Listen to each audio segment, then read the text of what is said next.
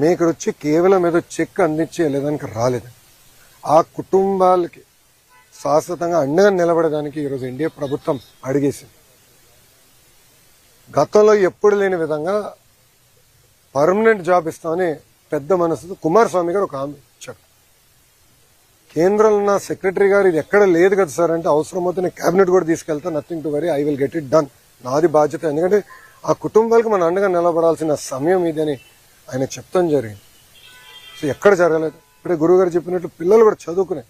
ఎందుకంటే పాప కార్మికుడికి 3 నెలల బాబు ఉన్నాడు. 3 నెలల బాబు, అందరూ బాధ కలిగింది. ఒకరు చదివితే రేపు పుట్టినరోజు.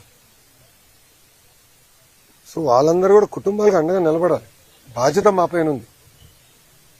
సో నేను కుటుంబాలను కలిసినప్పుడు కూడా చెప్పాను, రూల్స్ ప్రకారం కొంతమందికి ఎక్కువ వస్తుంది, నాకు ఎలాంటి డౌట్ లేదు, ఎంత ఉన్నా అంత ఇవ్వాలి. ఆల్రెడీ సీఎండీ గారు స్పష్టంగా చెప్పారు. నిన్న కుమారస్వామి గారు ఇచ్చిన ఆదేశాల మేరకు ఈరోజు డేట్ మారే లోపల 25 లక్షల రూపాయలు ఫస్ట్ విడత కింద 8 మంది వాళ్ళ అకౌంట్లో డబ్బులు వేస్తూ జరుగుతుంది.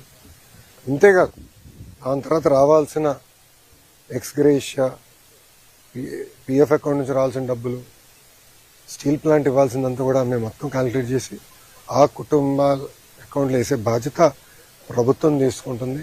అక్కడితో మేము ఆగం. మేము అందరూ వచ్చేటప్పుడు కారులో కూడా మాట్లాడుకున్నాం. వర్మ గారు నేను కూడా డిస్కస్ చేసాం. అంత్యక్రియలు అయిన తర్వాత, పెద్దకరమైన తర్వాత మళ్ళీ అమరావతిలో ఒకసారి కూర్చుందాం కుటుంబాలతో, ఇంకెలా చేద్దాం, ఏం చేస్తే బాగుంటుంది. వాళ్ళు కేవలం సొంత కాళ్ళపై నిలబడతాం కాదు, ఆ పిల్లల్ని చూసుకోవాల్సిన బాధ్యత ఎన్డీఏ ప్రభుత్వం పైన ఉంది.